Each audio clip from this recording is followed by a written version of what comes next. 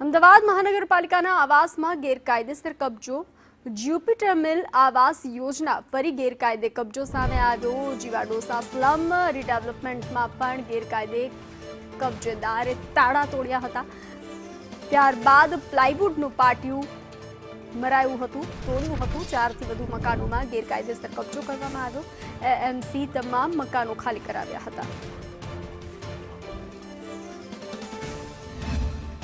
ત્યાં આગળ પરમ દિવસે સાંજે મારી જોડે કમ્પ્લેન આવી હતી કે અમદાવાદ કોર્પોરેશનના 4 મકાનમાં અસામાજિક તત્વોએ કબજો કર્યો છે। મેં તાત્કાલિક એસ્ટેટ અને ડીવાયએમસી બંનેઓને જાણ કરી ત્યાં આગળ મકાન ખાલી કરાવી સીલ મરાવી। બીજે દિવસ સવારે આ લોકોએ ફરી તાળું તોડીને અંદર પ્રવેશ કરેલો।